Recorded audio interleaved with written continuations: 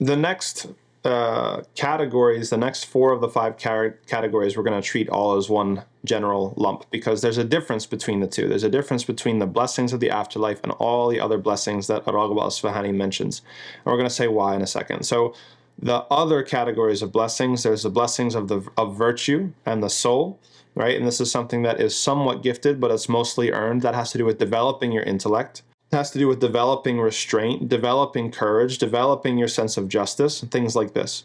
Then we have blessings of the body. This is mostly gifted and somewhat earned or maintained. We have our health, we have our strength, we have the length and longevity of our lives, we have things like beauty.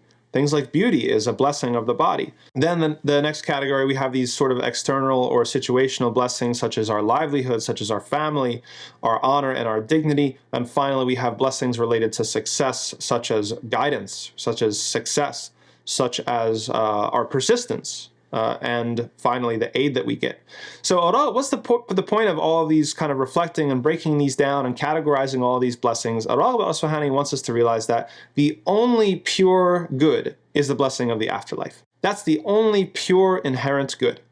Every other blessing that he mentioned, whether it has to do with virtue, whether it has to do with the body, whether it has to do with your family, whether it has to do with success, all these other things are only conditionally good.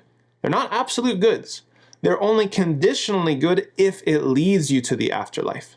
If it benefits your afterlife in some way, then those other blessings are good.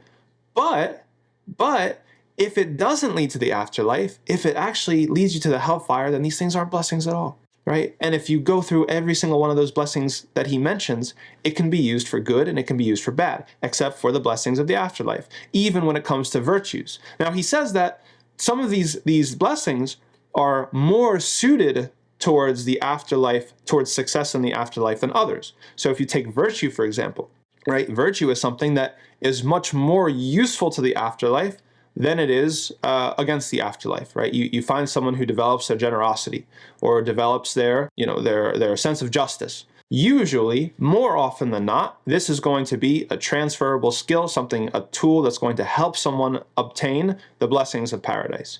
Occasionally, you're going to find somebody who maybe they went to an extreme with it and it took them off the path, and then it actually did the opposite, where it led them to failure in the afterlife. But usually, most of the time, it's going to lead to a positive result. Other blessings are 50-50, right? So for example, the intellect, developing the intellect, okay? Somebody can develop the intellect and become a big jerk, right? An arrogant guy. And then somebody can develop the intellect and it can actually lead them to Islam, cause them to enter into the faith of truth in the first place, or cause them to turn back and reflect and change their lives around. So this is something maybe 50-50. And some blessings, and Raghib al-Isfahani says this and maybe like 1,000 years ago, some blessings, they actually tend to lead someone to trouble instead of leading them to paradise. And he brings up beauty as one of these. That beauty is a fitnah upon people. It's a blessing. It's a blessing, but it's a fitnah. Why is it a fitnah? Because most people don't use it right. Most people don't use it within the limits that Allah subhanahu wa ta'ala puts. Whether it's guys hitting the gym and putting up their Instagram videos and their selfies of all the gains and the muscles that they've got, or whether it's women. Doesn't matter what you're wearing. If you're wearing hijab, if you're wearing niqab, a lot of people, they put up these selfies and they put up these images of themselves that are very seductive. They're very alluring, right? Is this how Allah wants us to use our beauty? Right? Are you using it? Okay, there's beautiful people. Allah is beautiful and He loves beauty. That's the hadith of Prophet ﷺ. How are you using this blessing? He gave you this blessing. You're beautiful. MashaAllah, tabarakallah. How are you using the blessing? Are you using it in service of your afterlife?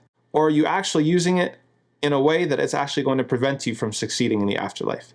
Now, Raghib al-Isfahani, about 1,000 years ago, he said even then, he said most people, if they're blessed with beauty, they don't use it in service of their afterlife. It actually is a hindrance for them, and it's actually working against them for succeeding in the afterlife. So this is what he wants us to think about, that time is short. Our lives are short. And all of these sorts of blessings, we can't lose the forest through the trees. A lot of us get lost in enjoying the blessings that Allah gives us that are actually given to us to achieve a greater blessing. The intellect, the beauty, the health, the family, the livelihood, these are all blessings Allah gives us they're not inherent good. They're not absolute good. They're meant to be used as tools to get us to the greatest blessing that's only pure good, which is the blessing of the afterlife. But many of us get lost in the meantime, and we get lost with enjoying the blessings of kind of what's nice and what's fun and what's pleasant in this life, and we forget about the reason that they're given to us and the goal that we're supposed to be using them for at all. So we have to be careful. We have to really be careful. And he ends this section by saying that we have to realize what these things, their intended purpose is for, and we need to avail ourselves of them and use them in the right way. We don't want to be like people who we thought we were grabbing onto a rope and we ended up grabbing onto a snake, right? We grab onto these blessings, we think that this is from Allah, great, but we're actually using them in a way that's detrimental, that's going to hurt us when it comes to the afterlife.